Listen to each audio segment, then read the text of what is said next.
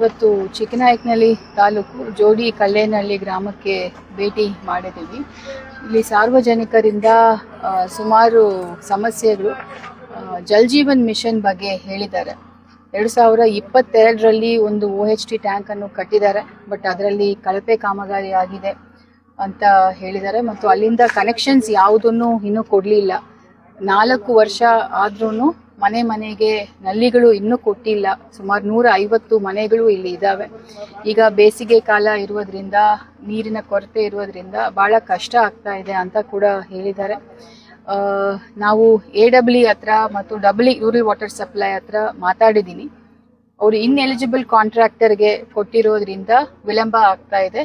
August ಅಂತ್ಯಕ್ಕೆ ಇಲ್ಲಿ ಮನೆ ಮನೆಗೆ ನಲ್ಲಿ ಕೊಡೋ ವ್ಯವಸ್ಥೆಯನ್ನು ನಾವು ಮಾಡ್ತೀವಿ ಅಂತ executive engineer rural water supply ಅವರು ಭರವಸೆ ಕೊಟ್ಟಿದ್ದಾರೆ. ಇವತ್ತು ನಾನೇ ಭೇಟಿ ಮಾಡಿರೋದ್ರಿಂದ ಒಂದು ಕಾಳಜಿ ತಗೊಂಡು ಇಲ್ಲಿ ಆಗಸ್ಟ್ ಎಂಡಿಗೆ ಈ ಒಂದು ಕಾಮಗಾರಿ ಪ್ರಾರಂಭ ಮಾಡಲಿಕ್ಕೆ ಏನೇನು ವ್ಯವಸ್ಥೆ ಮಾಡಬೇಕು ಅದನ್ನು ಕೂಡ ಮಾಡ್ತೀವಿ. ಮತ್ತು ಈ ಒಂದು ವಿಚಾರವನ್ನು ಸನ್ಮಾನ್ಯ ಉಪಮುಖ್ಯಮಂತ್ರಿ ಅವ್ರ ಗಮನಕ್ಕೆ ಕೂಡ ನಾನು ತರ್ತೀನಿ. ಜಲ್ ಜೀವನ್ ಮಿಷನ್ದು ಈ ಒಂದು ತಾಲೂಕಲ್ಲಿ ಸುಮಾರು 26 ಕಾಮಗಾರಿಗಳು ಅಂಡರ್ ಪ್ರೋಗ್ರೆಸ್ ಇದೆ, ವಿವಿಧ ಹಂತದಲ್ಲಿ ಇದೆ, ಮತ್ತು 6 ಕಾಮಗಾರಿಗಳು ಅನ್ಸ್ಟಾರ್ಟೆಡ್ ಇದೆ. ಸೊ ಇದೆಲ್ಲ ಕೂಡ ನಾವು ಆನರಬಲ್ DCM ಸರ್ ಅಧ್ಯಕ್ಷತೆಯಲ್ಲಿ ರಿವ್ಯೂ ಮಾಡ್ತೀವಿ ಮತ್ತು ತ್ವರಿತಗತಿಯಲ್ಲಿ ಕೆಲಸ ಆಗ್ಲಿಕ್ಕೆ ಕೂಡ ಎಲ್ಲ ವ್ಯವಸ್ಥೆಯನ್ನು ನಾವು ಮಾಡ್ತೀವಿ. CEO ಅವರ ಗಮನ ಕೂಡ ನಾನು ತರ್ತೀನಿ. ಅದೇ ರೀತಿಯಲ್ಲಿ ಸ್ವಚ್ಛತೆ ಕೂಡ ಸರಿಯಾಗಿ ಇಲ್ಲ ಅಂತ ಇಡೀ ಊರಲ್ಲಿ ನಾನೇ ಕೂಡ ಹೋಗಿ ನೋಡಿ ಬಂದಿದ್ದೀನಿ. RO plant rural water supply ಅವರು ಗ್ರಾಮ ಪಂಚಾಯತಿಗೆ ಹ್ಯಾಂಡ್ ಓವರ್ ಮಾಡೋಕ್ಕೆ ಹೇಳ್ತೀವಿ. ಅದು ಕೂಡ ಈಗ ನಾಟ್ ವರ್ಕಿಂಗ್ ಅಲ್ಲಿ ಇದೆ. ಮೊನ್ನೆ ನಡೆದ ಸಭೆಯಲ್ಲಿ ಎಲ್ಲರಿಗೂ ಕೊಟ್ಟಿರುವ ಇನ್ಸ್ಟ್ರಕ್ಷನ್ಸ್ ಏನಂದ್ರೆ RO ಪ್ಲಾನ್ಸ್ ಅನ್ನು ಗ್ರಾಮ ಪಂಚಾಯತಿಗೆ ಹ್ಯಾಂಡ್ ಓವರ್ ಮಾಡಬೇಕು. It should be in working conditions. Because ಕುಡಿಯೋ ನೀರು ಮಾತ್ರ ಅಲ್ಲ, ಶುದ್ಧ ಕುಡಿಯೋ ನೀರು ಕೊಡಬೇಕು ಜನರಿಗೆ ಅನ್ನೋದೇ ನಾವು ಎಲ್ಲರಿಗೂ ಹೇಳೋದು. ಸೊ ಅದು ಕೂಡ ನಾವು ಇನ್ಸ್ಟ್ರಕ್ಷನ್ಸ್ ಕೊಟ್ಟಿದ್ದೀವಿ. ಸೊ ಒಟ್ಟಾರೆಯಾಗಿ ಇವತ್ತು ನಾವು ಗ್ರಾಮಕ್ಕೆ ಭೇಟಿ ಮಾಡಿದ್ದು ನಮಗೂ ಕೂಡ ಸ್ಥಳದಲ್ಲಿ ಇನ್ನೂ ಏನೇನು ಹೆಚ್ಚಿನ ರೀತಿಯಲ್ಲಿ ಏನು ಕೆಲಸ ಮಾಡಬಹುದು ಅಂತ ನಮಗೂ ಕೂಡ ಸ್ವಲ್ಪ ಗೊತ್ತಾಗಿದೆ. ನಾವು ಇನ್ನೂ ಸ್ವಲ್ಪ ಅಲರ್ಟ್ ಆಗಿ ರಿವ್ಯೂ ಮಾಡ್ತೀವಿ. ಈ ವರ್ಷ ಮಳೆ ಇಲ್ಲದೆ ಬರ ಬರ್ತಾ ಇದೆ, ಈಗ ಅದಕ್ಕೇನು ಕ್ರಮ ತಗೊಳ್ತಾ?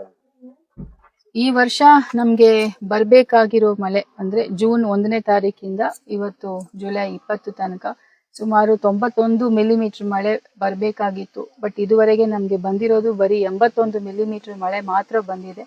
11% ಕೊರತೆ ಆಗಿದೆ.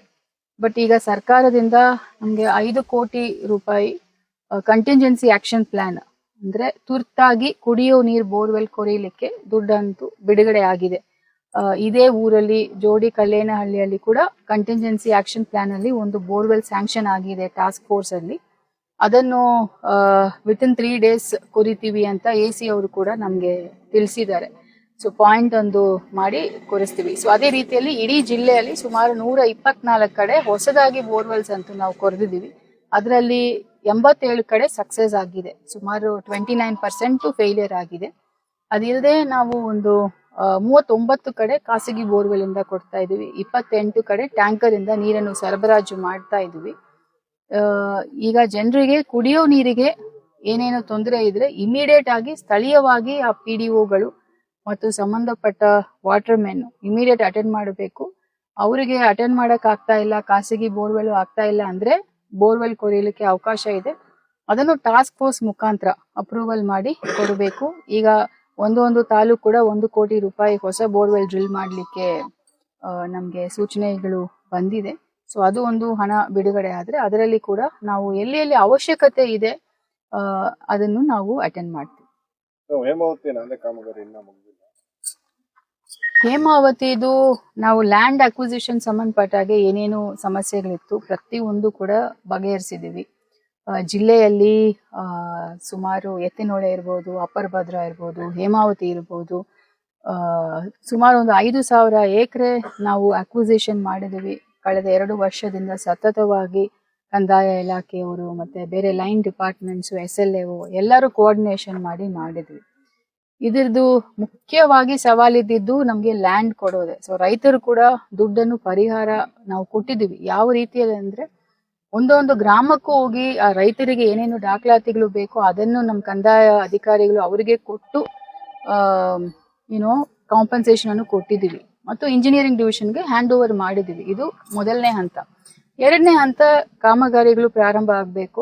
ಸಂಬಂಧಪಟ್ಟ ಇಂಜಿನಿಯರಿಂಗ್ ಡಿವಿಷನ್ ಅವರಿಗೆ, ಕಾಂಟ್ರಾಕ್ಟರ್ ಅವರಿಗೆ ಸೂಚನೆ ಕೊಟ್ಟಿದ್ದೀವಿ. ಇಲ್ಲಿ ನಾನು ಲಾಸ್ಟ್ ಟೈಮ್ ಬಂದಾಗ ಸ್ಪಾಟ್ ವಿಸಿಟ್ ಕೂಡ ಮಾಡಿದ್ವಿ. ಅವಾಗ ಸನ್ಮಾನ್ಯ ಶಾಸಕರು ಕೂಡ ಇದ್ರು.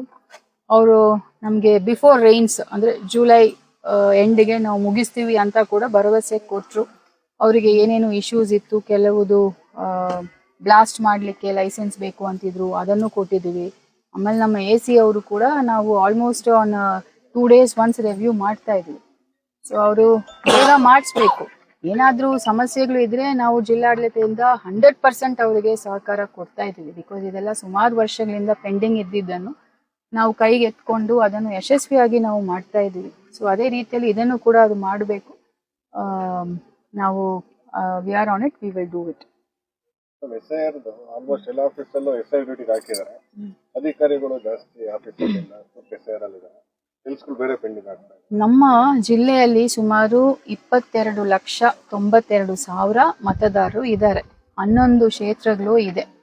ಪ್ರತಿಯೊಬ್ಬರದು ಮತ ಕೂಡ ಬಹಳ ಅಮೂಲ್ಯವಾದದ್ದು.